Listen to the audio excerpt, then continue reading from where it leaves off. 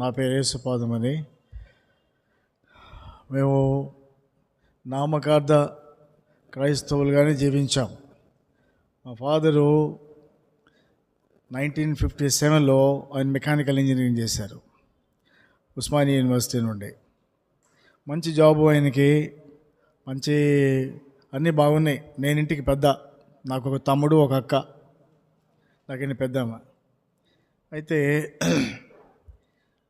డబ్బులు ఉన్నప్పుడు ఇంట్లో ఏముంటుందండి, విచ్చలవిడిగా డబ్బులు ఉంటే ఏం చేస్తాం, పిల్లలు విచ్చలవిడిగానే అలవాటు పడతారు కదా. అట్లనే నా చిన్నతనంలోనే మా మదర్కు ఏం ప్రాబ్లం నాకు తెలియదు, కానీ ఆమె 3 సంవత్సరాలు హాస్పిటల్ ఉండిపోయింది. 3 సంవత్సరాలు అమెరికన్ హాస్పిటల్లో, విజయవాడ, నూజివేడు అమెరికన్ హాస్పిటల్ ఉండిపోవటం వల్ల మాకు ఇంటి దగ్గర ఎంతమంది ఉన్నా కానీ అమ్మ లేకపోతే పిల్లలు ఎలా ఉంటారు కదండి, విచ్చలవిడితనానికి అలవాటు పడతారు. తింటాం, బాగా డబ్బులు తీసుకొని దొంగతనంగా ఇంట్లో డబ్బులు ఉండేవి, చలువిడిగా ఉండే డబ్బులు ఎక్కడ పడితే అక్కడ పెట్టేసేవాళ్ళు. తెలియదు అప్పట్లో. మా ఫాదర్ మంచి క్యాంపులకి వెళ్ళడం, ఆయనకి మంచి డబ్బులు వచ్చేది. మా మదరు, మాకు వ్యవసాయం ఉండేది, ఎడ్లు, పొలం అన్నీ ఉండేవి. అన్నీ డబ్బులకి అప్పుడు ఏం లేదండి. ఒక సామెత ఉంటుంది, డబ్బులు ఏమో చెట్లకు రాలుతున్నాయి అనేవాళ్ళు చూసారా, అలా రాలినేమో మరి నాకు తెలియదు, కానీ ఎక్కడ పడితే అక్కడ డబ్బులు ఉండేవి. నేను వాటిని తీసుకోవడం, మా ఫ్రెండ్స్తో పాటు తిరగడం, విచ్చలవిడి తినటం, వాళ్ళని కూడా హోటల్స్కి తీసుకెళ్ళడం, అప్పట్లో వాళ్ళు కూడా తినిపించడం, అట్లా జరిగేదండి. అయితే మా ఫాదరు స్మోకర్. ఆయన మాకు చెప్పాను కదా, నామకార్థ క్రైస్తవ కుటుంబం. దేవుడు లేడు, దేవుడు అంటే దేవుడు ఉన్నాడు, కానీ దేవుని భయం, రక్షణ, ఈ మారు మనసు ఇవన్నీ కూడా తెలియదు. అలాంటి టైం అనమాట. సరే, అయితే మా మదర్కు హాస్పిటల్ ఉండి, ఆమె ఇంకా నేను హాస్పిటల్లో ఉండను, నేను చచ్చిపోతే ఇంటి దగ్గర చచ్చిపోతాను, నన్ను ఇంటికి తీసుకెళ్ళిపోమంటే బలవంతంగా మా అమ్మని ఇంటికి తీసుకొచ్చిన మేబీ ఒక 6 months లోపే మా ఫాదర్కి ఎఫెక్ట్ అయింది. అది మా ఫాదర్కి ఎఫెక్ట్ అయితే అప్పట్లో చాలామంది చెప్పేవాళ్ళు చేతబడి చేశారు అనేవాళ్ళు. మరి అది ఎంతవరకు నిజమో నాకు తెలియదు, కానీ చేతబడని చెప్పి చాలా చోట్ల తిప్పారు, చాలా చోట్లకి వెళ్ళారు, ఎన్నో హాస్పిటల్ తిరిగారు, కానీ ఎక్కడ నయం అయ్యేది కాదు. అది ఏం ప్రాబ్లం అని తెలిసేది కాదు. వెల్లూరు హాస్పిటల్కి వెళ్ళారు. వెల్లూరు హాస్పిటల్లో కూడా ఆపరేషన్ అని, సర్జరీస్ అని, అది అని ఇది చాలా చేశారండి. ఇంకా ఎలా ఉందంటే ఇంట్లో నెమ్మది ఉండేది కాదు, సంతోషం ఉండేది కాదు, ఎప్పుడు కూడా దుఃఖం. రెండవది అనారోగ్యత. మా మదరు సిక్కే, మా ఫాదర్ కూడా సిక్కే. ఇప్పుడు నేను ఇంటికి పెద్ద, మా అక్క అప్పటికే మ్యారేజ్ చేశారు, ఆమెకి పంపించేశారు. ఇంకా నేను చదువుకుంటున్నాను, స్కూల్కి వెళ్తున్నాను. కానీ ఇవన్నీ చూస్తే ఇంటికి వస్తే చాలా దుఃఖం ఉండేది, వేదన అనిపించేది నాకు. ఇంటికి వచ్చేవాడిని కాదు తొందరగా, ఎందుకంటే స్కూల్ అయిపోయింది కానీ ఇంటికి వచ్చేవాడిని కాదు. ఇవన్నీ చూస్తూ ఉంటే నాకు బాధ, దుఃఖం, ఏడుపు వచ్చేది. అట్లా ఇంకా నేను స్మోకింగ్ అలవాటు అయిపోయాను. సిగరెట్లు బాగా కాల్చేవాడిని. అప్పట్లో నేను 4th class 5th class అంటే ఇక మీరు ఆలోచించండి ఎంత ఏజ్ ఉంటుంది అప్పుడు కదా. అప్పుడే సిగరెట్ పెట్టి తాగేసేవాడిని, పెట్టి సిగరెట్లు ఆ రోజంతా కాల్చి పారేసేవాడిని, అలా చేసేవాడిని. కానీ ఎంత చేసినా కానీ చదువులో మాత్రం చాలా స్పీడ్ ఉండేది, చాలా హుషారు ఉండేవాడిని నేను. అట్లా ఉందండి. తర్వాత నాకు అనిపించింది, అసలు చేతబడి ఏంటి, ఇది ఎట్లా జరుగుతుంది. మా ఫాదర్ ఒకప్పుడు ఎంత సంతోషంగా ఉండే కుటుంబం అది. మా ఫాదర్ అనేక మందికి సహాయం చేసేవాడు. అలాంటిది ఎందుకు ఇంట్లో అసలు దుఃఖం, వేదన, చింత ఎందుకు ఇట్లా ఉంది అని చెప్పి నేను కూడా చేతబడి నేర్చుకోవాలని వెళ్ళాను నేను. అప్పుడు దానికి ముందు 2 రకాల మ్యాజిక్లు ఉన్నాయండి. ఒకటి బ్లాక్ మ్యాజిక్ అంటారు, రెండోది వైట్ మ్యాజిక్ అంటారు. వైట్ మ్యాజిక్ అంటే మెస్మరిజం, హిప్నోటిజం, మీరు వింటేవారు, పేర్లు వినే ఉంటారు మీరు. ఇవి నేర్చుకోవాలి ఫస్ట్. నేను ఒక ముస్లిం అతన్ని కన్సల్ట్ అయ్యాను. అతను నాకు నేర్పుతూ వచ్చాడు, కొన్ని హిప్నోటిజం నేర్పుతూ వచ్చాడు, మెస్మరిజం నేర్పుతూ వచ్చాడు. ఇవన్నీ నేర్చుకుంటూ ఉంటుంటే నేను చదువు మీద కాన్సన్ట్రేషన్ తగ్గిపోయింది, నాకు మార్క్స్ తగ్గిపోతామని. మా ఫాదర్ చూసి నన్ను అడిగి, ఏంట్రా మార్క్స్ ఎందుకు తగ్గుతున్నాయి అని అడిగాడు. ఎందుకంటే నేను ఏదో సాకు చెప్తా వచ్చాను ఆయనకి. కానీ తర్వాత తెలిసిపోయింది ఆయనకి నేను ఇట్లా నేర్చుకున్నాను, ఏదో చేస్తున్నానని. అప్పుడు ఆయన నన్ను గద్దించాడు, చేయవద్దు అట్లాంటి పిచ్చి పనులు చేయకూడదు, మనం నేర్చుకోకూడదు అటని. మా ఫాదర్కి దేవుడు తెలియదని, కానీ చాలా దైవకంగా భక్తిగా ఉండేవాడు ఆయన. అనేక మంది పేదవాళ్ళకి సహాయం చేయటం, సోషల్ వర్క్ బాగా చేసేవాడు ఆయన. డబ్బులు ఇంటే డబ్బులు ఇవ్వడం, ఇంట్లో ధాన్యం ఉంటే బస్తాలు ధాన్యం ఇచ్చేసేయటం పేదవాళ్ళకి, అట్లా చేసేవాడు ఆయన. కానీ ఇది ఎప్పుడైతే ఇట్లా చేస్తున్నానో మా ఫాదర్కి తెలిసిపోయి నన్ను గద్దించడం, మందలించడం చేశాడు. నేను అప్పుడు మానేశాను. మానేయటం అంటే అది బలవంతంగా మానేశాను. నేను మానేసిన తర్వాత మా ఫాదరు 1978లో ఆయన హార్ట్ అటాక్ వచ్చి చనిపోయాడు. చనిపోయిన తర్వాత ఇంకప్పుడు ఇంటికి నేనే పెద్ద, కొంచెం బాధ్యతలు నా మీద పడ్డాయి అన్నీ. మా ఫాదర్ ఫ్రెండ్సే మాకు ఓన్ ఫ్యాక్టరీ, ఫౌండరీ ఉండేది.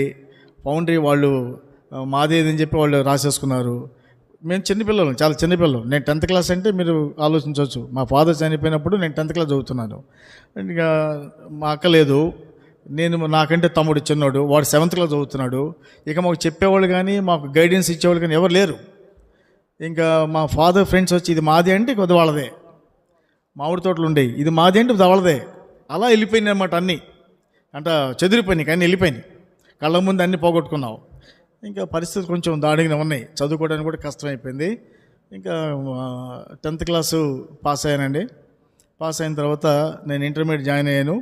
ఇంటర్మీడియట్ జాయిన్ అయిన తర్వాత కాలేజీ ఫస్ట్ వచ్చాను. నేను చదువులు చెప్పాను కొంచెం చురుకే ఉంటానని ఇంటర్మీడియట్ కాలేజీ ఫస్ట్ వచ్చాను. First year, second year first వచ్చాను.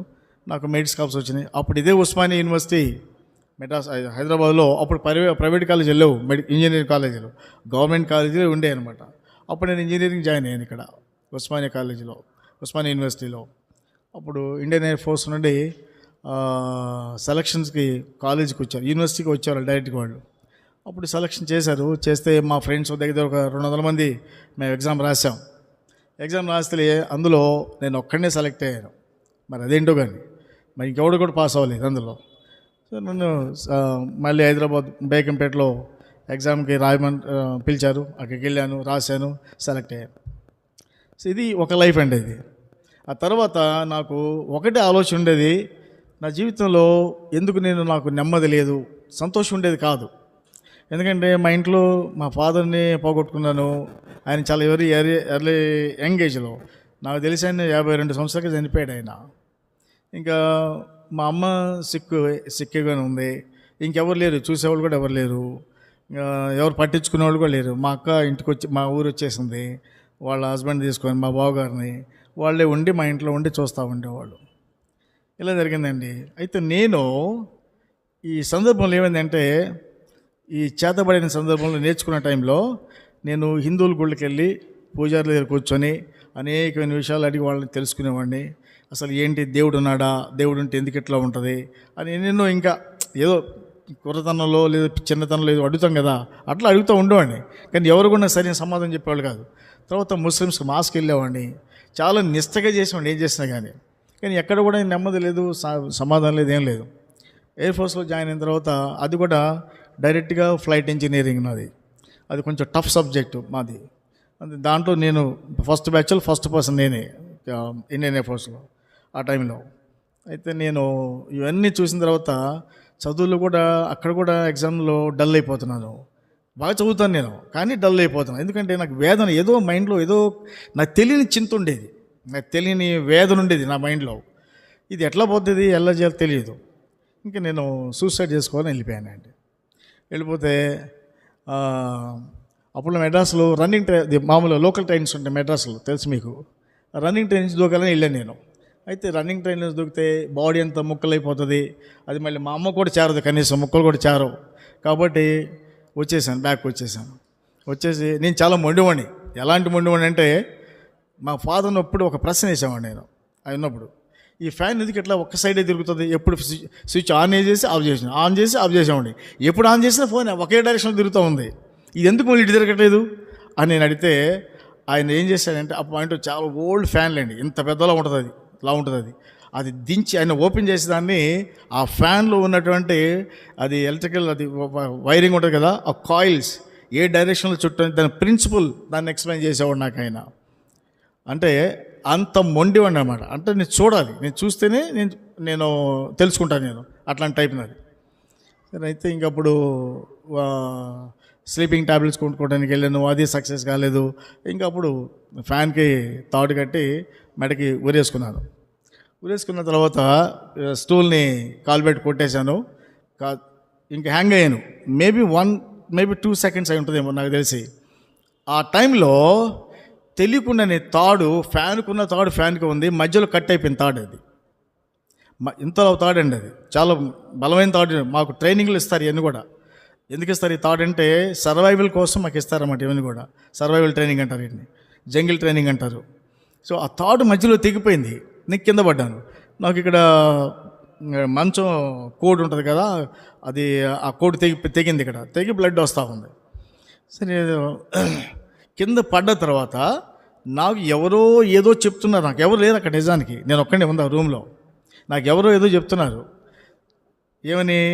నాకు తెలియకుండానే నా తప్పులు, నా పాపాలు, నా యొక్క దోషాలు నేను ఒప్పుకుంటున్నాను. దీనికి ముందు ఒక ఇన్సిడెంట్ చెప్తాను మీకు. టైం సరిపోదని జస్ట్ కట్ చేసి చెప్తున్నానండి మీకు. నిజం చెప్పాలంటే చాలా టైం తీసుకుంటుంది ఇది. ఎయిర్ఫోర్స్ జాయిన్ అయినప్పుడు ఒక బ్రదరు రమేష్ బాబు అని హిందూ కాన్వర్ట్ అతను వచ్చి నా పేరు యేసుపాదం అని చూసి, నువ్వు క్రిస్టియనే కదా, చర్చికి వెళ్దాం రా అని చెప్పి నన్ను బలవంతంగా లాక్కెళ్ళటం మొదలుపెట్టాడు. నేను చెప్పాను, బాబు చూడు, నేను ఒక నాస్తికుడిని, నేను సిపిఎం పార్టీలు తిరిగానండి. ఇంకా చెప్పాలండి మీ అని కూడా, నేను సిపిఎం పార్టీలు తిరిగేవాడిని, కమ్యూనిస్టుని. నేను నిజం చెప్పాలంటే హేతుస్తుని. దేవుడు లేడు, దయ్యం లేదు నా దృష్టిలో, అంత ఆర్గ్యుమెంట్ చేసేవాడిని. మీకు బహుశా మీరు పేరు వినే ఉంటారు, పుచ్చబల్లి సుందరయ్య గారు. ఎంతమంది తెలుసు నాకు తెలియదు, కానీ పెద్దవాళ్ళు తెలుసు సుందరయ్య గారు అంటే. పుచ్చలపల్లి సుందరయ్య గారు మా ఊరు వచ్చి మా ఇంటికి వచ్చేవాడు ఆయన. అంటే మేమంతా సిపిఎం అంతా కమ్యూనిజంలో పాతుకుపోయినాం అనమాట. కమ్యూనిస్ట్ మేనిఫెస్టోస్, కార్లు మార్చిన బుక్స్, లెనిన్ రాసిన బుక్స్ నాకు తీసుకొని ఇచ్చేవాళ్ళు. నేను చదివేవాడిని వాటిని. చదివి నాకు అదే బాగుంది, మనిషి అన్నీ దేవుడు లేడు, అంత ఉంటుంది, ఇదంతా బోగస్ అని అనుకునేవాళ్ళం. అట్లా కమ్యూనిజంలో చాలా కాలం తిరిగాను. ఎస్ఎఫ్ఐ ఇప్పుడు ఉందో లేదో నాకు తిరిగి. అప్పట్లో స్టూడెంట్ ఫెడరేషన్ ఆఫ్ ఇండియా ఉండేది ఒకటి, అప్పుడు దాంట్లో తిరిగాను బాగా. తర్వాత ఎన్ని చూసినా ఒక ఆయన చూసి నాకు దేవుని గురించి చెప్తే నేను నవ్వేవాడిని. ఎక్కడున్నాడే దేవుడు బాబు, నువ్వు దేవుడు అని పట్టుకుంటావు అని అంటే, లేదు దేవుడు ఉన్నాడు. ఎక్కడున్నాడు చెప్పు. ఆయనకి నాకు చాలా వాదం జరిగేదండి. సరే ఇవన్నీ చెప్పను. లాస్ట్కు ఏమైందంటే, నేను ఎప్పుడైతే ఇట్లా కింద పడ్డానో నాకు అతను ఒక వాదం, ఒక మాట అడిగేవాడిని. ఏమంటే దేవుడు ఉంటే మనిషి ఎందుకు మాట్లాడ్డావు? ఇప్పుడు నేనున్నాను, నాకు దేవుడు ఎవరో తెలీదు, ఆయన నేను ఎప్పుడు చూడలేదు కూడా, నేను ఎలా నమ్మాలి అసలు దేవుడు ఉన్నాడని అని అంటే, ఆయన అన్నాడు, నాతో దేవుడు మాట్లాడండి నేను నమ్ముతా. ఆయన అన్నాడు, నువ్వు నిజంగా ఛాలెంజ్ చేస్తావా అన్నాడు. ఛాలెంజ్ అన్నాడు. ఆయన కూడా, నేను ఛాలెంజ్ చేస్తాను, దేవుడు నీతో మాట్లాడతాడు, అప్పుడు నువ్వు నమ్ముతావా అన్నాడు. నమ్ముతా. అప్పుడు నమ్ముతా నేను. అవి నాతో మాట్లాడితే నమ్ముతా, తప్పకుండా నమ్ముతా. ఇది అతనికి నాకు ఉన్నటువంటి ఒప్పందం. ఆయన ఒక మాట అడిగాడు, దేవుడు లేడని నువ్వేమైనా నిరూపించగలవా అన్నాడు. ఓ ఎస్, నిరూపిస్తా. ఎలా అంటే, ఇప్పుడు నేను రూమ్లో ఉన్నాను అనుకోండి, రూమ్ తలుపేసి ఉంది, డోర్ వేసి ఉంది, బయట ఎవరో వచ్చారు నన్ను పిలవడానికి, వాడు నన్ను పిలవట్లేదు, బయట తలుపు కొట్టట్లేదు, బయట నిలబడి ఉన్నాడు ఆయన. నాకు ఎలా తెలుస్తుందండి ఆయన ఎవరో నా కోసం బయటకు వచ్చి నిలబడి ఉన్నారని? తెలియదు కదా. అలాగనే దేవుడాడు అనేవాడు ఉంటే నన్ను ఎందుకు నాతో మాట్లాడలేదు? నాకు ఏదైనా ఒక ఎక్స్పీరియన్స్, ఒక అనుభవం నాకు కలుగు చేయమనండి, నేను నమ్ముతా అని. అయితే ఆయన అన్నాడు, మరి నువ్వు దేవుడు ఉన్నాడు నీకు నిరూపిస్తావా అన్నాడు. ఓకే నిరూపిస్తాను, చెప్పండి అంటే ఆయన ఒక మాట అన్నాడు. వర్షాకాలంలో లేదా శీతాకాలంలో మేఘాలు దట్టంగా ఉంటాయి. మేఘాలు దట్టంగా ఉన్నప్పుడు సూర్యుడు మనకు కనపడ్డావు. ఉదయకాలం నుండి సాయంత్రం వరకు కూడా, ఒక్కోసారి రోజంతా కూడా మేఘాలు ఉంటాయి. మనకి వర్షాకాలం మనం చూస్తాం, తుఫాన్లు వచ్చినప్పుడు మనం గమనిస్తాం దాన్ని. సూర్యుడు అసలు మనకు కనపడ్డావు అంటున్న మాత్రాన సూర్యుడు ఉదయించడం, సూర్యుడు అస్తమించడం లేవంటారా? సూర్యుడు మీకు కనపడలేదు కదా, మరి సూర్యుడు లేడు కదా అని అంటే ఎందుకుంటాడు? మరి అదే దేవుడు ఉన్నాడు. సూర్యుడు కనపడకుండా ఏమి అడ్డం వచ్చినాయో అలాగే దేవుని నువ్వు చూడకుండా దేవునికి నీకు మధ్య కొన్ని అడ్డంగా ఉన్నాయి అని ఆయన ఏం చేశాడంటే, యెషయా 59 చూపించాడు. దేవునికి నీకు మధ్య అడ్డుగోడ, నీ పాపములే అడ్డుగోడలుగా నిలిచాయి కదా. నీ అడ్డుగోడ ఆయన చేయి కురచకాలేదు నీకు సహాయం చేయకుండా పోవడానికి, ఆయన చెవులు మందం కాలేదు నీవు చేసే ప్రార్థన వినకుండా పోవడానికి. కాబట్టి నీ పాపములే దేవునికి నీకు మధ్య అడ్డుగోడలుగా నిలిచాయి అని ఆయన చెప్పాడు. నాకు చెప్పిన తర్వాత ఇదేదో కొంచెం నాకు కన్విన్సింగ్ అనిపించింది, కానీ ఆయన నాతో మాట్లాడాలి, ఇది నా పంతం. అప్పుడు తర్వాత నేను ఎప్పుడైతే ఇట్లా కింద పడ్డానో, నేను చెప్పాను కదా, ఎవరో నాతో మాట్లాడుతున్నారు, నాకు స్వరం వినిపిస్తుందని. అప్పుడు దేవుడే నాతో స్వయంగా ఆయన స్వరంతో నాకు వినిపిస్తున్నాడు, మాట్లాడుతున్నాడు. నీ పాపములను మంచు తొలగినట్లుగా నీ అపరాధములను నేను తొలగించేదని నా వైపుకు మళ్ళుకోమని నాతో మాట్లాడు. నా దగ్గర బైబిల్ లేదు, నాకు బైబిల్ తెలీదు, నాకు ప్రార్థన తెలీదు, నాకేం తెలీదు. నేను ఒక నాస్తికుని. ఆ టైంలో ఇది జరిగింది. ఎవరో మాట్లాడుతున్నారు అని చూస్తే ఎవరు లేరు అక్కడ, నేను ఒక్కడే ఉంటాను రూమ్లో. అప్పుడు నేను లేచి రాత్రి అరౌండ్ 3 గంటలైంది. నేను పండుకున్నాను. ఇక నాకు తెలియకుండానే నేను అక్కడే నిద్రపోయాను. నా పాపాలన్నీ నేను ఒప్పుకోవడం మొదలుపెట్టానండి. అది నాకు తెలియదు, అసలు పాపాలు ఒప్పుకోవడం కూడా నాకు తెలియదు. నాకెవరు చెప్పలా, ఎలా పాపాలు ఒప్పుకోవాలి, ఎలా తప్పులు ఒప్పుకోవాలి, నాకెవరు చెప్పలేదు. అది నాకు తెలియకుండానే నేను, యేసు ప్రభువా నువ్వు దేవుడివి అంట, నువ్వు దేవుడివే కదా, మరి నేను అప్పుడు ఇట్లా చేశాను, నేను ఇట్లా చేశాను, నన్ను క్షమిస్తావా, నన్ను క్షమించు, నువ్వు క్షమిస్తే అని ఇట్లా ఏది ఒక ఆర్గ్యుమెంట్ లాగా ఉందన్నమాట. ఇది ఒక మనిషి ఎలా మాట్లాడతాడో అలాగే నేను మాట్లాడుతూ వచ్చాను నేను. అప్పుడు తెల్లవారు 5 గంటలు అప్పుడు నేను లేచాను, మెలకువ వచ్చింది.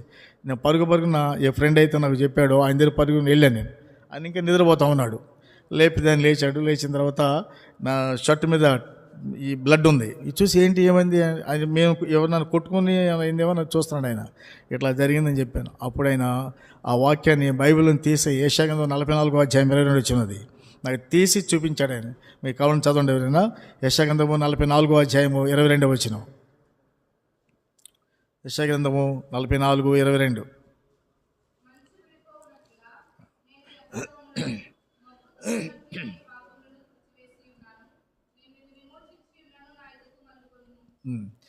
అప్పుడు ఈ మాట నాకు ఆయన బైబిల్ని తీసి చదివాడు. నేను అనుకున్నా ఇదే నాకు మాట్లాడింది, ఎవరు మాట్లాడారో నాకు తెలీదు. అంటే ఎప్పుడైనా చెప్పాడు, దేవుడే నీతో మాట్లాడుతున్నాడు. మనిషి యొక్క ఫిలాసఫికల్ ఆర్గ్యుమెంట్స్ లేదా నీ ఇంటలెక్చువల్ ఆర్గ్యుమెంట్స్ వలన నువ్వు అనుకుంటున్నావు నీకు సమస్తం తెలుసు అనుకుంటున్నావు, దేవుడు లేడని నువ్వు ఆర్గ్యుమెంట్ చేస్తున్నావు. కానీ దేవుడు నీ ఎమ్మటే వస్తున్నాడు, నిన్ను వెంబడిస్తున్నాడు. ఆయన నువ్వు కావాలని కోరుకుంటున్నాడు, నీవే ఆయన్ని తిరస్కరించి పారిపోతా ఉన్నావు అని ఆయన ఆ రోజున కాసేపు బోధ చేశాడు నాకు. సరే అంతా అయిపోయిందండి, ఇంకొచ్చేసాం. కానీ నాలో ఒక రకమైనటువంటి దేవుడు ఉన్నాడు. ఎలా నమ్మాలి, ఎట్లా చేయాలి ఆయన దగ్గర నేను, ఎట్లా అసలు దేవుని ఆయన ఎలా నేను చూడాలి, అసలు ఆయన ఒక బంధుత్వం అనేది ఎలా ఏర్పడుద్ది. నేను ఒక మనిషినండి, నేను అసలు కంటికి కనబడిన వ్యక్తితో నేను ఏ రకంగా నేను సావాసం చేయగలుగుతాను నేను. ఇది ఏంటి అసలు, ఇది చాలా వింతగా ఉంది.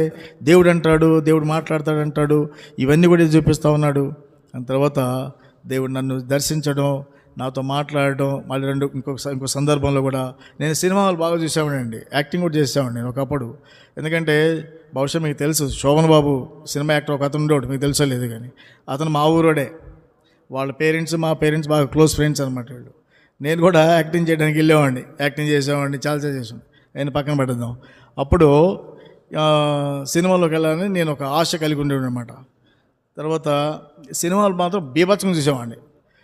ఈ రామారావు డైలాగులు ఏదో ఉండేవి, చాలా ఉండేలేండి, పిచ్చి అని కూడా ఏం లేదు, ధారాళంగా చెప్పేసేవాడి డైలాగులు అయితే అట్లా ఉండేది. సినిమా చూస్తానికి వెళ్ళానండి. ఈ ఫ్రెండ్ నాకు దారిలో ఎదురయ్యాడు. అయ్యి వేసిపోదాం అక్కడికి వెళ్తున్నావు అన్నాడు. ఎందుకే నీకు, నువ్వు దారి నువ్వు అన్నాను. యాక్చువల్లీ మా సీనియర్ అయినా, నేను అట్లా మాట్లాడకూడదు, కానీ నువ్వు వెళ్ళిపోవన్నాను. సరే ప్రార్థనకి వెళ్తున్నావు వస్తావా అన్నాడు. నేను రానన్నాను. ఆయన వెళ్ళిపోయాడు. నేను సినిమాకి వెళ్ళాను. నేను నా ఫ్రెండ్ ఇంకొక ఇద్దరు కలిసి సినిమాకి వెళ్ళామండి. టికెట్లు తీసుకున్నాం, లోపల కూర్చున్నాం. సినిమా స్టార్ట్ అవ్వలేదు. ఇంకా జనాలు బయటికి లోపలికి తిరుగుతూ ఉన్నారు. ఇంకా నేను మా ఫ్రెండ్ అట్లా కూర్చొని ఉన్నాం. మా ఫ్రెండ్ అన్నాడు, ఉండు నేను వెళ్ళి జ్యూస్ తీసుకొస్తా ఉండని చెప్పి బయటికి వెళ్ళి జ్యూస్ తీసుకొచ్చాడు. ఇద్దరం కలిసి తాగాము. సినిమా స్టార్ట్ అయింది. ఇంకప్పుడు అది ఇంట్రడక్షన్స్ వస్తాయి కదా, వస్తామని చూస్తామను. అయితే అప్పుడు ఆ స్క్రీన్కి నాకు మధ్యలో ఒక బ్లాక్ షీట్ కవర్ అయిపోయిందండి. నేను కళ్ళు నలుపుకొని చూస్తూ ఉన్నాను, నాకేం కనపడలేదు. నాకంతా ఏదో ఒక బ్లర్గా ఉందన్నమాట మొత్తం కూడా. నేను అప్పుడు మా ఫ్రెండ్ చెప్పి బయటకు వస్తా ఉండని చెప్పి నేను బయటకు వచ్చానండి. బయటకు వచ్చి లైట్లు అయినా చూస్తూ ఉంటే అట్లానే ఉంది, నాకు బ్లర్గా ఉంది, కనిపించట్లా. అక్కడ కూర్చున్నాను, బయట కూర్చున్నాను నేను. మా ఫ్రెండ్ సినిమాలో కూర్చున్నాడు, నేను బయట కూర్చొని ఉన్నాను. చాలాసేపు కూర్చున్నాను బయట, మేబీ ఒక 10-15 మినిట్స్ కూర్చొని ఉంటాను నేను. కూర్చున్నాను కానీ నాకేం కనిపించట్లా. అప్పుడు మా ఫ్రెండ్ వచ్చాడు బయటకు. అరే ఏంటి బయట కూర్చున్నట్టే, నాకు ఎట్లా ఉందన్నాను. అతను కూడా నాతో పాటు కూర్చున్నాడు. అక్కడ కూర్చొని కాసేపటికి మామూలు అయిపోయింది. సరే పద వెళ్దాం, బట్ బాగానే ఉందని చెప్పి మళ్ళీ వెళ్ళాం. మళ్ళీ కూర్చున్నామండి. కూర్చుంటే మళ్ళీ సేమ్ ఒక 10 నిమిషాల్లోనే మళ్ళీ నాకు అట్లా టోటల్గా బ్లాక్ అయిపోయింది. ఇంక అప్పుడు నాకు స్వరం వినిపిస్తుంది, నా కుమారుడా వెళ్ళిపో, నా కుమారుడు వెళ్ళిపో అని నాకు ఎవరో చెవిలో చెప్తున్నారు. మా ఫ్రెండ్ ఇంక ఇట్లా చూస్తున్నాను, వీడేమైనా మాట్లాడుతున్నాడా? వీడేం మాట్లాడట్లేదు. ఆయన మాట్లాడిన నా కుమారుడైన మాట ఎందుకంటాడు? వాడు ఏం మాట్లాడలేదు, నా పక్కన ఎవరు లేరు, నా వెనకాల ఎవరు లేడు. నేను చూస్తున్నాను, చూసి నాకెందుకు మనసు కలవరంగాను ఒక రకమైనటువంటి అది చెప్పలేని బాధ అండి. అది ఎక్స్ప్లెయిన్ చేయను కూడా అనేది. అంత ఏదో ఒక వేదన ఆతురుతుంది నాలో. నేను అక్కడి నుంచి పారిపోవాలి ఎటన్నా. నేను అట్లానే ఇప్పుడే వస్తూ ఉండరా అని చెప్పి అతను బయటకు వచ్చేసానండి. వచ్చేసి పరుగున ఎంత రన్నింగ్ చేశానో నాకే తెలియదు, కానీ మా ఫ్రెండ్స్ ఒక డ్రిల్ షెడ్లో, మా ఎయిర్ ఫోర్స్ లోపల ట్రైనింగ్ సెంటర్కి ఒక డ్రిల్ షెడ్స్ అయినా ఉంటాయి. ఆ డ్రిల్ షెడ్లో ఇతను ఇంకొక ముగ్గురు కలిసి లిటరల్గా వాళ్ళు కన్నీటి ప్రార్థన చేస్తున్నారు నా కోసం వాళ్ళు కన్నీటి ప్రార్థన చేస్తున్నారు. నేను వెళ్ళాను, వాళ్ళు సౌండ్ సపోర్ట్ చేయకుండా వాళ్ళ పక్కనే కూర్చున్నాను. వాళ్ళు ప్రార్థన చేశారు, లేచినప్పుడు నేను మామూలుగా ఇట్లా కూర్చొని ఉన్నా. నేను చూసి, అరే నువ్వు ఎప్పుడు వచ్చావు అన్నాడు. ఇప్పుడే వచ్చాను. ఎట్లా వచ్చావు అన్నాడు. ఎట్లా వచ్చి నడుచుకుంటూ వచ్చాను. ఏంటి అన్నాడు. ఇట్లా అయింది అన్నాను. అప్పుడు అన్నాడు, వేసిపోదాం, ఇప్పటికైనా నువ్వు ప్రభువుని అంగీకరించు. నీ దినాలు గడ్డు దినాలు రాకముందే, నీవు ఈ లోకాన్ని విడిచిపెట్టి వెళ్ళకముందే. ఎందుకంటే వాళ్ళు తెలుసు నేను చాలా మొండి ఉండని తెలుసు, ఏదైనా అనుకుంటే మాత్రం చేసేస్తా. సూసైడ్ అని చెప్పాను కదా, నాకు ఆ మైండ్లో తిరుగుతూ ఉండేది ఎప్పుడు. అసలు మనం బ్రతికొండకూడదు, మళ్ళీ అంటూ ఉండకూడదు అసలు. ఎందుకంటే సక్సెస్ లేదు, ఏం లేదు, ఇంట్లో వాళ్ళకి నేను ఉపయోగం కాదు, నాకు నేను ఉపయోగం కాదు, ఎందుకు ఉండాలి మనం భూమి మీద, ఇదే నా మైండ్లో తిరుగుతూ ఉండేది. అప్పుడు ఇతను అన్నాడు, నన్ను తీసుకుని అతను నా యొక్క ఆ ఫ్రస్ట్రేషన్ అతను చూసి నన్ను తనతో పాటు నన్ను రూమ్ తీసుకెళ్ళి కూర్చోబెట్టి చాలాసేపు భోజనం కూడా అతను తెచ్చాడు. భోజనం చేసాం ఇద్దరం. దాంతో చెప్పాడు, చూడేసిపోదు ఇవన్నీ కూడా సాతాను తీసుకొచ్చే తలంపులు, వాడు తీసుకొచ్చేటువంటి శోధన, ఇవన్నీ కూడా నువ్వు యేసుప్రభుని నమ్ముకో, దేవుడు నువ్వు కావాలని ఎమ్మటి పడుతున్నాడు, నువ్వే పారిపోతున్నావు అని చెప్పి ఆ రోజు అతను నాకు దేవుని గురించి చెప్పాడండి. అది 1979 సెప్టెంబర్ 4వ తారీఖు. ఆ రోజు నేను ప్రభువుని నా రక్షకుడిగా నేను అంగీకరించాను. అదే నా ఫస్ట్ డేనండి.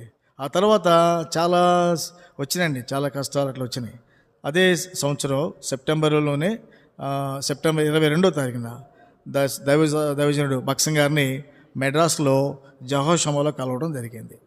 ఆ తర్వాత భక్సింగ్ గారితో కలిసి మాట్లాడటం, ఆయన నా కోసం ప్రార్థన చేయటం, తర్వాత బ్రదర్ పాల్ సుధాకర్ గారు, వీళ్ళంతా కూడా బ్యాచులర్ ఎప్పుడైనా, ఆయనకి అప్పుడు మ్యారేజ్ కాలేదు. ఆయన తర్వాత బ్రదర్ ఏలియా రెడ్డి గారు ఒక ఆయన ఉన్నాడు మెడ్రాస్లో, వీళ్ళంతా కలిసి నన్ను తీసుకొని వాళ్ళు ఇక ఎవ్రీ వీక్ వాళ్ళు రావడం, మా రూములకి దేవుని గురించి చెప్పడం, చిన్న మీటింగ్ పెట్టడం, ఇట్లా మమ్మల్ని ధైర్యపరిచేవాళ్ళు, ఎంకరేజ్ చేసేవాళ్ళు అండి. ఆ తర్వాత ప్రభు మహాకృపను బట్టి ఇంకా చాలా జరుగుతూ వచ్చినాయి. అంటే నేను దేవుడు నన్ను రక్షించడానికి నాలో నిజం చెప్పాలంటే ఆ మొండితనం ఒక కారణం అనుకుంటాను. నేను అంత మొండోని. ఒకవేళ దేవుడు నన్ను రక్షించకపోతే, ఈ వ్యక్తిని నా కోసం పెట్టకపోతే అక్కడ నేను డెఫినెట్గా సూసైడే చేసుకునేవాడిని అప్పుడు. అంటే నేను ఎందుకు చెప్తాను, ఇంకా చాలా ఉన్నాయండి, నేను చెప్పట్లేదు, నేను వదిలేశాను. చేతబడి చేయడానికి కూడా నేను చాలా చేశాను. నేను అవన్నీ కూడా ఏమో నేను చెప్పదలుచున్నా నోటితో మళ్ళీ ఇప్పుడు నేను అనదలుచుకోవట్లేదు. ఆ మెస్మరిజం కానీ, హిప్నోటిజం కానీ, ఇవన్నీ కూడా nothing but calling the dead spirits, చనిపోయిన ఆత్మను పిలిచి మాట్లాడటం, ఇవన్నీ చేసేవాడిని నేను. పిచ్చి పని అన్నీ చేశాను నేను. ఆ తర్వాత వాటి నుంచి నేను బయటికి రావడానికి కొన్ని సంవత్సరాలు పట్టింది నాకు. యేసుప్రభుని నమ్ముకున్న తర్వాత కూడా నేను సూసైడ్ చేసుకొని వెళ్ళిపోయినాను. ఎందుకంటే సాతాను శక్తులు, పిశాచులు వదిలిపెట్టేగావు. ఇంకా నువ్వు చెయ్యి నన్ను శోధిస్తుండే అన్నమాట. ప్రతి శుక్రవారం వస్తే నేను పిచ్చోడిని అయిపోయాడు, ప్రతి ఫ్రైడే నేను పిచ్చోడిని అయిపోయేవాడిని. ఎంత శోధింపడేవాడిని అంటే అంత శోధింపడేవాడిని. కానీ దేవుని కృపను బట్టి దేవుడు నన్ను బయటకు తీసుకొచ్చాడు, వాటన్నిటిని కూడా జయ జీవితం ఇచ్చాడండి. అలా నేను బయటకు వచ్చిన తర్వాత దేవుడు నాకు మ్యారేజ్ జరగడం, తర్వాత మా అమ్మ కూడా నాకు తెలియకుండా మా అమ్మ స్వస్థత పొందింది. నేను ఆమె కోసం ప్రార్థన చేయలేదు అసలు. ఆమెకున్న రోగాలు అయిపోయినాయి, ఆరోగ్యవంతురాలు అయిపోయింది. నేనే ఆశ్చర్యపోయాను నేను. ఎందుకంటే ఇంటి దగ్గర వ్యవసాయం అంతా ఆమె చూసేది, పాలేరు పెట్టుకొని. అంత దేవుడు అంటే దుఃఖ దినాలు నాకు ఎంతో సంతోషకరమైన దినాలు చేశాడు. ఆ తర్వాత నన్ను స్టెప్ బై స్టెప్ దేవుడు నన్ను ఆశీర్వదించడం, నేను తర్వాత గవర్నర్తో పాటు పనిచేయటం, దేవుని మహాకృపను బట్టి నేను అన్ని కూడా హై లెవెల్ జాబ్స్ చేశానండి. ఎందుకంటే ఇది నా గొప్పతనం చెప్పట్లేదండి ఇక్కడ, ఇది దేవుని మహాకృప. ఇది నేను ఎయిర్ ఫోర్స్లో ఉండగానే మీకు కాంకర్డ్ ఎయిర్క్రాఫ్ట్ అని ఒకటి ఉండేది బ్రిటిష్లో, మీకు తెలుసో లేదు తెలియదు, తెలుసు నాకు తెలియదు. కాంకర్డ్ ఎయిర్క్రాఫ్ట్ అంటే అది సూపర్సోనిక్ ఎయిర్క్రాఫ్ట్ అనమాట. అది ప్యాసింజర్ ఎయిర్క్రాఫ్టే, విమానమే. కానీ ఫైటర్ ఎయిర్క్రాఫ్ట్ అంటే కూడా స్వీట్ వెళ్ళేది అనమాట. ఇంగ్లాండ్ నుండి అమెరికా పోవడానికి 3 గంటలే, అసలైతే 8 గంటలు పట్టుద్ది. అది 3 గంటల్లో తీసుకెళ్ళేది. ఆ ఎయిర్క్రాఫ్ట్ క్రాష్ అయింది, రెండు క్రాష్ అయినాయి. అప్పుడు దాన్ని స్టడీ చేయడానికి ఇండియన్ గవర్నమెంట్ నుంచి 3 పంపించారు, అందులో నేను ఒక్కడే. సో ఇటువంటి ఆధిక్యత నాకు లేదు, దేవుని మహాకృపను బట్టి ఆయన నాకు అనుగ్రహించింది అనమాట ఇది. ఆ తర్వాత బ్రిటిష్ ఎయిర్వేస్ వాళ్ళు నన్ను సెలెక్ట్ చేసుకున్నారు, మా ముగ్గురులో మళ్ళీ నన్నే సెలెక్ట్ చేసుకున్నారు వాళ్ళు. నాకు బ్రిటిష్ ఎయిర్వేస్లో నాకు జాబ్ ఇవ్వటం, ఇంగ్లాండ్లో ఒక 3 సంవత్సరాలు అక్కడ ఉండటం, తర్వాత ఇవన్నీ కూడా. ఆ తర్వాత నేను ఎక్కడి నుంచి వచ్చేసాను, ఇక్కడ మన వైఎస్ రాజశేఖర్ గారు ఇండస్ట్రీస్కి సౌత్ ఆఫ్రికాలో యాజ్ వైస్ ప్రెసిడెంట్గా నేను చేశాను. అక్కడ నైజీరియా, బెనిన్, గానా అని 3 కంట్రీస్కి నేను ఇన్ఛార్జ్గా ఉండేవాడిని అక్కడ. సో ఇవన్నీ కూడా నేను ఎందుకు నా గొప్పతనం చెప్పట్లేదండి నేను ఇక్కడ. దేవుడు నన్ను క్షమించాలి. ఇది ప్రభు కృప, దేవుని యొక్క గొప్పతనం, దేవుని యొక్క మహా కనికరం గురించి చెప్తున్నాను నేను. తర్వాత హైదరాబాద్లోనే ఇదే శంషాబాద్ ఎయిర్పోర్ట్లో యాజ్ ఆపరేషనల్ జనరల్ మేనేజర్గా చేస్తున్నప్పుడు ఎయిర్ కెనడా వాళ్ళు నా ప్రొఫైల్ చూసే లింక్డ్ఇన్లో నాకు వాళ్ళు ఆఫర్ ఇచ్చారు. అట్లా మేము కెనడా వెళ్ళిపోయి భార్య పిల్లలతో అక్కడ సెటిల్ అయినండి. మా మిసెస్ అక్కడ గవర్నమెంట్ టీచర్, నాకు కూతురు ఒక కొడుకు. నా కూతురు కూడా గవర్నమెంట్ టీచరే ఇక్కడ ఆమె బీటెక్ చేసింది, కానీ అక్కడ వచ్చాక మళ్ళీ ఎడ్యుకేషన్ ఆమె టీచింగ్ సైడ్కి వెళ్ళిపోయింది అక్కడ. మా అల్లుడు కూడా ఐటీ జాబ్ హోల్డరే, మా సన్ కూడా ఐటీ హోల్డరే. ఇలా అంటే ఇవన్నీ కూడా మానిటరీ బెనిఫిట్స్ ఉన్నాయండి. దేవుడు గొప్పగా ఆస్వాదించాడు. చాలా నేను అనుకున్న దానికంటే, ఊహించిన దానికంటే కూడా దేవుడు గొప్పగా ఆస్వాదించాడండి. ఇవన్నీ కూడా లోకంలో ఉండే ఆశీర్వాదాలు ఇవన్నీ కూడా. కానీ ఆత్మీయ ఆశ ఏంటంటే, నేను ప్రతిరోజు ఒక మనిషికైనా నేను సువార్త చేయాలి, ఇది నా ఆశ.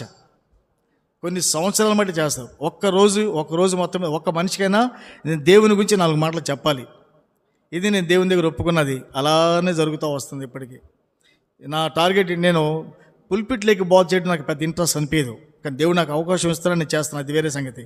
కానీ దేవుడు నాకు ఇచ్చిన ఇదేంటంటే పర్సనల్ ఎవాంజలిజం, అంటే వ్యక్తిగత సువార్తికుడిగా పనిచేయమన్నాడు. నేను వ్యక్తిగతంగా కలుస్తా ఎక్కువ పెద్దవాళ్ళతో. ఎక్కడికి నేను ట్రావెల్ చేసేటప్పుడు కూడా వాళ్ళతో కలుస్తా. హైదరాబాద్లో ఇక్రిసాట్లో సీనియర్ డైరెక్టర్ తమిళ్ బ్రాహ్మణ్ అనమాట, ఆయన నటరాజన్ గారి ఉన్నాడు. ఆయన ఈజ్ అ బ్రాహ్మిన్. ఆయన క్వాలిఫికేషన్స్ ఆయన పేరు కంటే ఎంత వారు ఉంటుంది. ఆయన క్రిస్టియన్స్ అంటే అసలు పడదు. అమెరికాలో ప్రతి సంవత్సరం అక్కడ మీటింగ్స్కి వెళ్తాను నేను వాక్యం చెప్పడానికి. అక్కడ కలిశాడు ఆయన. సువార్తలు కలవాల ఆయన ఇంటికి వెళ్ళాను నేను కలవడానికి. ఆయన ఇంట్లో కూడా రానివ్వాల, వర్షంలో నన్ను బయట నిలబెట్టాడు, వర్షంలో కూడా. అటువంటి వాడు, ఇప్పుడు దాన్ని బట్టి అర్థం చేసుకోవచ్చు ఎటువంటి వ్యక్తో. కానీ ఆయన దేవుని గురించి 4 మాటలు చెప్పినప్పుడు మనిషి ఆయన ఇరిగిపోయాడు. యేసు ప్రభువుని అంగీకరించున్నాడు ఈ రోజున. సో అలాంటి వాళ్ళు చాలామంది ఉన్నారు ఇంక చెప్పడానికంటే. అట్లా వ్యక్తిగతంగానే దేవుడు నాకు ఇచ్చిన కృపను బట్టి వ్యక్తిగతంగానే ఇండివిజువల్గానే కలుస్తాను నేను. వాళ్ళకి ఇండివిజువల్గానే వాక్యం చెప్తాను నేను, నా సాక్ష్యం చెప్తాను, 4 మాటలు చెప్తాను. ప్రభు మాట్లాడతాడు, నేను చెప్పడం కాదు, అది నేను చేయడం కాదండి, అది ప్రభు మాట్లాడతాడు. అంటే నా జీవితంలో నేను చూడని, నేను చేయలేనివి దేవుడు నా జీవితం నాకు చేసి చూపించాడు ఆయన కదండి. అది నా జీవితం. అంటే ఇక్కడ నేను చెప్పడానికి ఈ వాక్యం ఎందుకు చదివించానంటే, యోహాను సువార్త 14:1 ప్రతి మానవుడు కలవరంతో ఉన్నాడు భూమి మీద.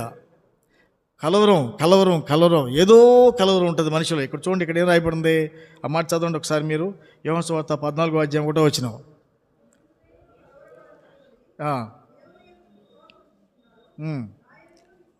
చాలండి. మీ హృదయములను కలవరపడనీయుకుడి. కలవరం ఎవరికి ఉంటుందండి? కలవరం ఎవరికి ఉంటుంది? నెమ్మదైనడికి కలవరం ఉంటుంది, తప్పు చేసినోడికి కలవరం ఉంటుంది కదా. మరి ఈ కలవరంతో మానవుడు ఎలా బ్రతుకుతాడు కదా. ఏదో సందర్భంలో కలవరం పోవాలి కదా. ఇప్పుడు అప్పులు ఉన్నాయండి, అప్పులు ఉన్నప్పుడు కలవరం ఉంటుంది. అప్పులు పోతే కలవరం ఉంటుందా? ఉండదు కదా. అంటే మన జీవితంలో మనం ఏదైతే కోల్పోతున్నామో, ఆ కోల్పోయిన దాన్ని మనం సాధించుకున్నాం అనుకోండి, కలవరం పోతుంది. ఇక్కడ ఏమన్నాడు దేవుడు, నీ హృదయాన్ని కలవరపడనీయకు. ఎందుకు? నువ్వు దేవుని యందు విశ్వాసం ఉంచుతున్నావు, నా యందును నీవు విశ్వాసం. మనం చేసే మిస్టేక్ ఇదేనండి, మన దేవుని మీద విశ్వాసం ఉంచాం, మన కలవరాన్ని మనమే మోసుకొని పోతుంటాం. నాలాగా ఆ కలవరాన్ని, ఆ చింత, వేదన, దుఃఖం, బాధ, ఇవన్నీ కూడా మన బాధలు మనమే మోసుకొని పోతాం. ఎంత దూరం పోతావు నువ్వు? మోసుకొని పోలేవు. ఇక్కడ చూస్తామని కొన్ని మాటలు చూడండి. లూకాసు వార్త 10వ అధ్యాయం, లూకాసు వార్త 10వ అధ్యాయం చదవండి. 41, 42 వచనాలు.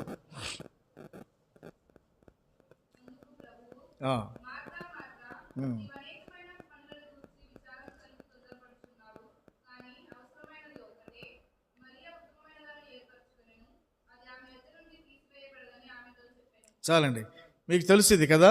మార్తా, మరియా, లాజర్ ఈ ముగ్గురు చిన్న కుటుంబం. వీళ్ళు ఒక బేతని అనే గ్రామంలో ఉండేవాళ్ళు.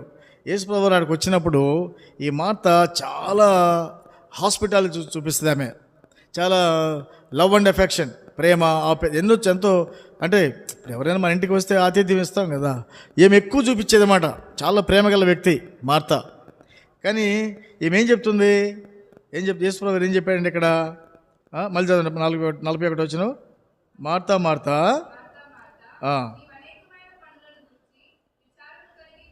చాలు, అనేకమైన వాటిని గురించి నీవు ఏం చేస్తున్నావు? విచారిస్తున్నావు కదా. విచారం ఉంది నీలో. ఎందుకుంది ఈ విచారం? నీవంటే నేను ఏదో చేయాలి, నేను యేసుప్రభుని నేను తృప్తిపరచాలి, లేకపోతే యేసుప్రభుని నన్ను మెచ్చుకోవాలి.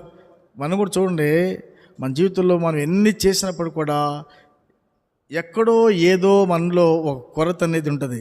42 వచ్చిన ఏం చెప్తున్నాడు చదవండి.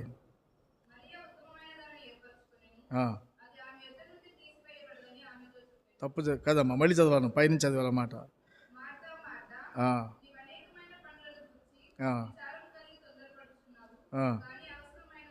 అది అసలు మీ పాయింట్ అని మిస్ చేసావు కదా. అవసరమైనది ఒక్కటే. ఏం అవసరమైనది అది మనం గుర్తుపట్టాలి.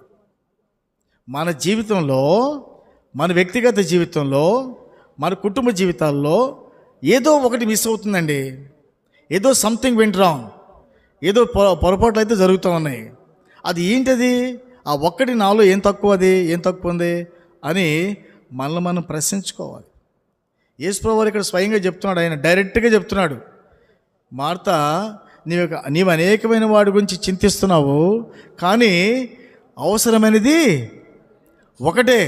అనవసరమైన వాటి గురించి చింతపడుతున్నాం మనం. చూసారా పాయింట్ అనేది? అనవసరమైన వాటి కోసం చింతపడుతున్నావు, కానీ అవసరమైనది ఒకటి మాత్రం నీకు లేదు. నీకు 99 ఉన్నాయి, కానీ ఆ ఒకటి నీకు లేదు. అది ఎవరి దగ్గర ఉంది? మరియ దగ్గర ఉంది. ఏంటది? ఏముందమ్మా? దేవుని సన్నిధి కదా. దేవుని సన్నిధి ఉంది మరియ దగ్గర. అంటే మనం ఏం చేయాలంటే ప్రతి దాని కూడా దేవుని సన్నిధికి రావాలి. ఎక్కడ రావాలండి?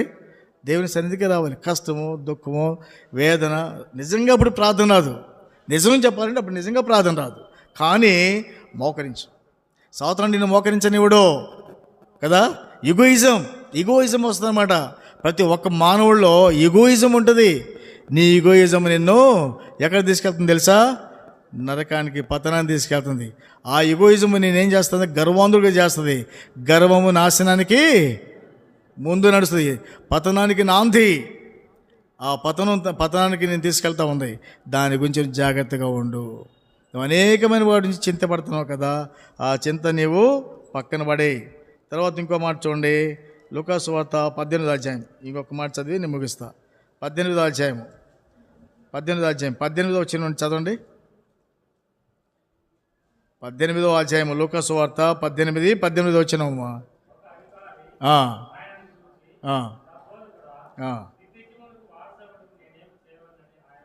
చాలండి. ఫస్ట్ ఈ అధికారి ఎవరో చెప్తాను మీకు. ఈ అధికారి యవనస్తుడు. 3 క్వాలిటీస్ ఉన్నాయి. ఒకటి అధికారి, రెండోది యవనస్తుడు, మూడోది ధనవంతుడు. వీడికి ఇంకేం కావాలి? ఇంకేం అవసరం నిజం చెప్పాలండి కదా. ఇదే కనుక ఈ 3 నాకుంటే అసలు దేవుడు లేడు, ఏం లేదు. ఇంకెందుకండి దేవుడు నాకు కదా. దేవుడు అవసరం అంటారా? అధికారం ఉన్నది, డబ్బు ఉన్నది, హోదా ఉంది. డబ్బు ఉందండి, అధికారం ఉంది, యవ్వనస్తుడు. నేను ఏమని చేస్తా? నాకు డబ్బు ఉంది, నేను దేనిని కొంటా కదా. రాజకీయాల్లో ఉన్నాను, ప్రభుత్వంలో ఉన్నాను, నాకు ఆస్తి ఉంది, అన్నీ నా పలుకుబడి ఉందయ్యా. నేను ఏమని చేస్తా? నన్నెవడండి ఎదిరికిచ్చేది? ఇది మనిషి యొక్క నైజం. కానీ యవ్వనస్తుడు ఎక్కడికి వచ్చాడు? ఏమన్నాడు చెప్పండి? సద్బోధకుడా. వాక్యం చేసి చెప్పండి సార్, మీరేం రాసింది అక్కడ? వాక్యం ఏముంది అక్కడ? 18 వచ్చిన సద్బోధకుడా అని సంబోధిస్తున్నాడు ఇక్కడ. మీరు మనం గమనించాల్సింది అది, సద్బోధకుడా అని అంటున్నాడు. ఇప్పుడు 19 వచ్చింది చదవండి. ఆ, ఆ, ఆ, ఆ, ఆ. ఏం చెప్పాడండి?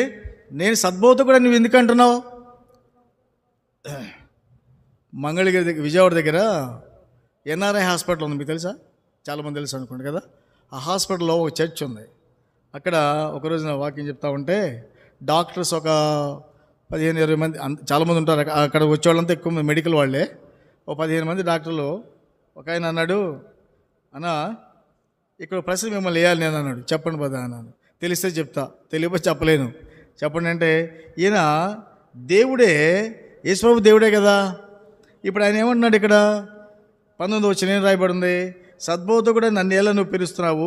దేవుడు ఒక్కడే కదా సద్బోధకుడు, మరి నేను దేవుడే కదా, నన్ను ఎందుకు సద్బోధకుడు అని పిలవద్దు అంటున్నాడు అని అన్నాడు ఈయన కదా. వాస్తవం ఎట్లా ఉంది కదా ఇక్కడ వాక్యం. కానీ నిజానికి దాని సమాధానం ఫస్ట్ వచ్చిన 18వ వచనంలోనే ఉంది దానికి ఆన్సర్. ఎందుకంటే ఏమని సంబోధించాడు ఈయన? సద్బోధకుడా. సద్బోధకుడు అంటే అర్థం ఏంటి? మంచి మాటలు చెప్పేవాడా. అంటే యేసు ప్రభువుని ఈయన దేవుడిగా చూడలేదు, ఇక్కడ ఒక మనిషిగా చూశాడు, ఒక బోధకుడిగా చూశాడు కదా, ఒక మంచి మాటలు చెప్పేవాడిగా చూశాడు.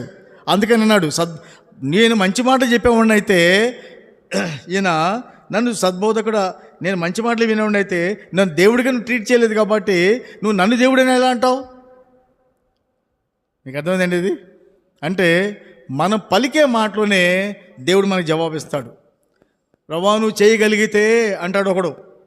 యేసుప్రభు ఏమంటాడు? నువ్వు నమ్మగలిగితే. వెంటనే అక్కడ కౌంటర్ ఇచ్చేశాడు అక్కడే. మీకు అర్థమైందండి ఇది? ఉంది, రిఫరెన్స్ ఉంది, మత్తయి సువార్తలో ఉంటుంది అది. ఏమంటాడు? దేవా నా సైనికుడు చచ్చిపోయేటట్టున్నాడు, నా కూతురు చచ్చిపోయేటట్టుంది, నువ్వు చేయగలిగితే అంటాడు. ఆయన వెంటనే ఏమంటాడంటే నువ్వు నమ్మగలిగితే కదా.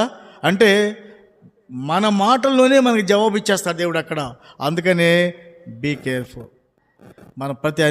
మనం మాట్లాడే ప్రతి మాట జాగ్రత్తగా ఉండాలి. ప్రతి దానికి నువ్వు లెక్కిస్తావు అక్కడ. నేను మీకు కొన్ని పుస్తకాల గురించి చెప్పాను, పేర్లు చెప్పలేదు మీకు. నేను ఒక్క పుస్తకం ఇప్పుడు మీకు చదివిస్తాను, వేరండి చూడండి. మలాకీ గ్రంథము 3:16 వచ్చిన. మలాకీ 3:16.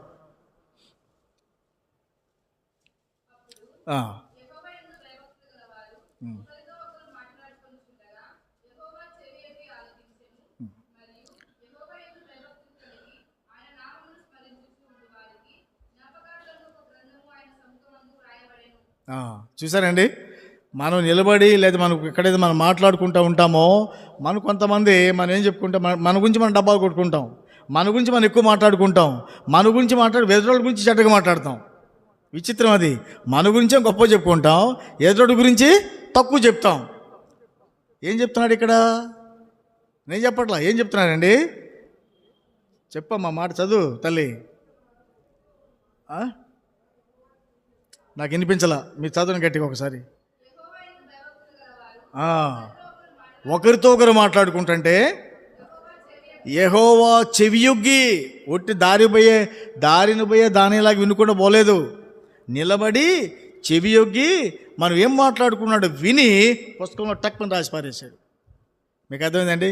అది బుక్ ఆఫ్ రిమెంబరెన్స్, జ్ఞాపకార్థ గ్రంథము కదండి. ఇప్పుడు మీకు 2 పుస్తకాలు చెప్పాను, ఇప్పుడు టైం సాల్వ్ ఇప్పుడు చెప్పను. ఇది వెరీ ఇంపార్టెంట్ బుక్స్ ఉన్నాయి ఇందులో, బైబిల్లో. అంటే మనం ఏం చేసినా కానీ ఎవ్రీథింగ్ ఈజ్ రికార్డెడ్ అండి. మనం అందుకని got to be very cautious.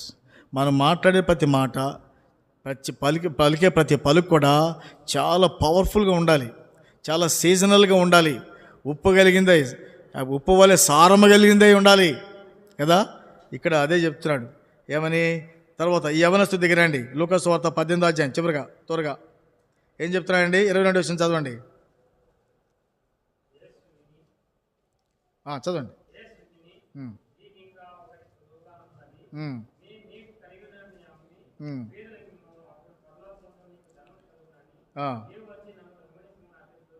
ఆ 23 కూడా.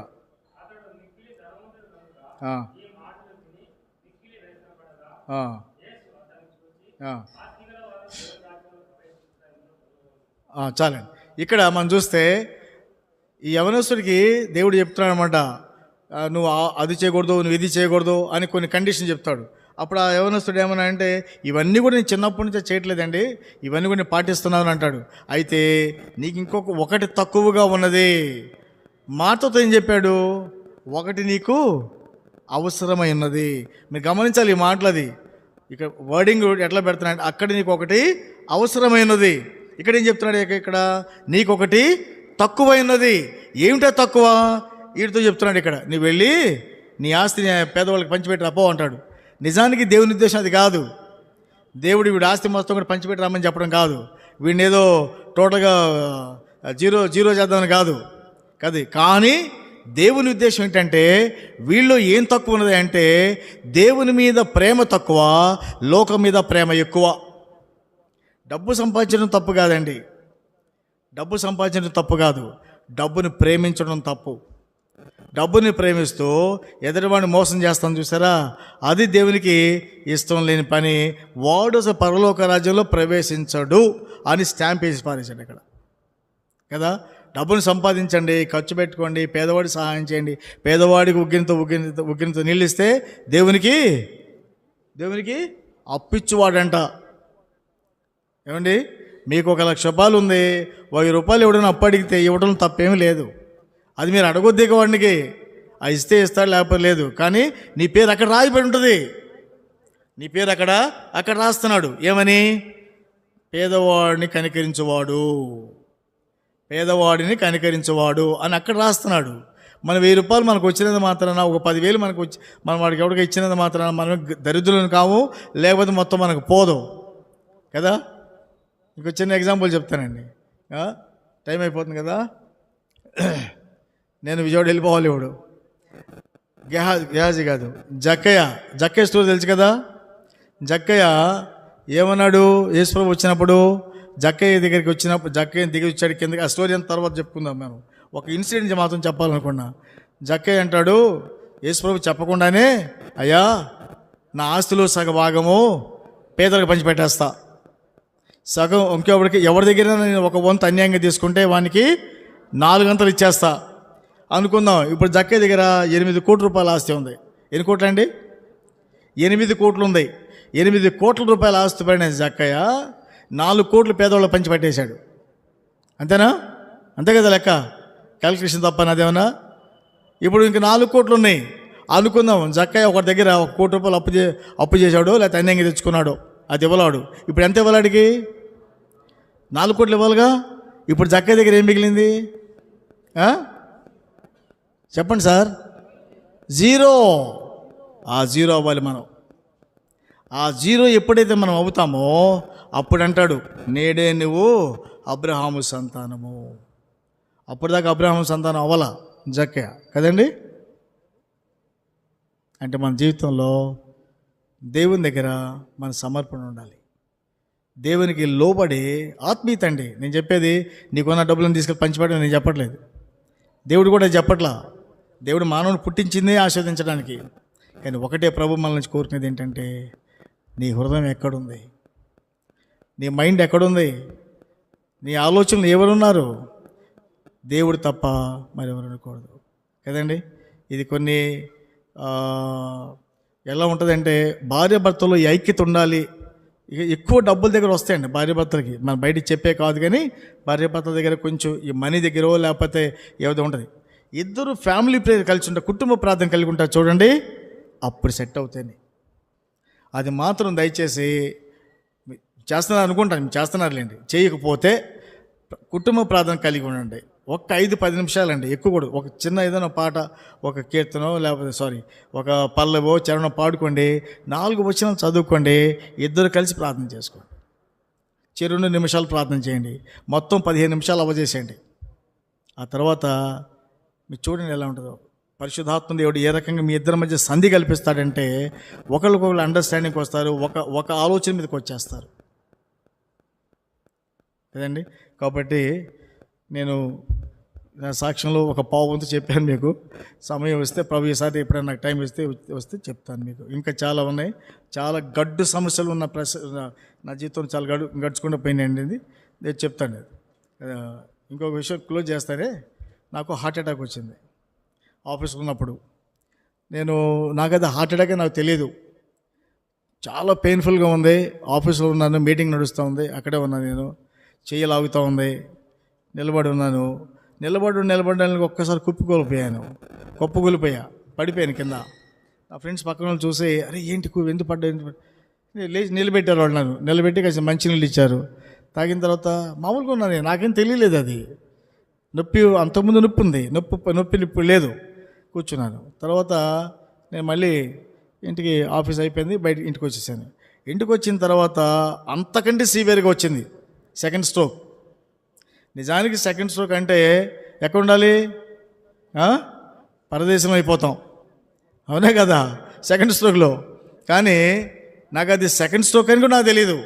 కానీ మా అబ్బాయి నా పక్కన కూర్చొని చూసి, ఏంటి ఎట్లా ఉన్నారు, ఏంటంటే ఎట్లా ఉందని నన్ను ఇమ్మీడియట్గా కారులో ఎక్కించేసుకొని హాస్పిటల్ తీసుకెళ్ళిపోయాడు. కెనడాలో ఉన్నప్పుడు జరిగింది ఇది. చూస్తే డాక్టర్స్ చూసి ఇమ్మీడియట్గా వాళ్ళు చేయాల్సిన ట్రీట్మెంట్ చేశారు. ఎక్స్రేలని అదని ఈసీజీ పోసి అన్నీ చేశారు. అంతా అయిపోయిన తర్వాత ఇంగ్లాండ్ డాక్టర్ ఆమె లేడీ కార్డియాలజిస్ట్ వచ్చి అడుగుతుందన్నమాట, మీకు ఇప్పుడు ఎలా ఉంది? బాగానే ఉంది. ఏదో ఇంజక్షన్ చేశారు. మీకు తెలుసా, మీకు ఎన్నిసార్లు వచ్చిందో మీకు అంది. నాకు అట్లా ఆఫీస్ ఉన్నప్పుడు ఇట్లా అయింది, మళ్ళీ ఇప్పుడు అయిందన్న. 2 సార్లు కూడా మీకు వచ్చింది మ్యాసివ్ హార్ట్ అటాక్ అంటే వెరీ స్ట్రాంగ్ అనమాట, సీరియస్. అసలు మీరు బ్రతుకున్నారంటే నాకు ఆశ్చర్యంగా ఉంది. అప్పుడు ఆమె చెప్పానమాట, ఇది బ్రతికొండడం నేను కాదండి, my God whom I believe, whom I trust is a living God. ఆమెకి నేను సువార్త తీసి వచ్చేసాను. ఆమె తర్వాత అంతనమాట, your faith has saved you, your faith has saved you, my God is faithful కదండి. అందుకని అంటాడు పౌలు భక్తుడు, behold faithful is he that calleth you who also will do it. నిన్ను పిలిచేవాడు నమ్మకమైన వాడు, ఆయన అలాగూ చేయను. కాబట్టి ప్లీజ్ సహోదరి మెల్లి మీద నేను వస్తాను నాకు తెలియదు, కానీ బట్ ఒకటైతే మీకు చెప్తాను, నేను కొంచెం మార్పు అయితే రావాలి మనలో. కొంచెం చిన్న మార్పు మనం చేసుకుంటే ఆత్మీయ జీవితంలో గొప్ప బహుమానం అండి అది. నా జీవితం నేను చూశాను అది. నాలాంటి వాళ్ళు ఎంతోమంది ఉన్నారు, నేనే కాదు, చాలామంది ఉన్నారండి దేవుని భక్తులు. ఎంతోమంది దేవుని యొక్క ఆ చిన్న మార్పుతో ఎన్నో గొప్ప గొప్ప ఆశీర్వాదాలు పొందిన వాళ్ళు ఎంతోమంది ఉన్నారు. కాబట్టి మీరు కూడా ఆశీర్వాదాలు పొందాలని నా ఆశ. God bless you.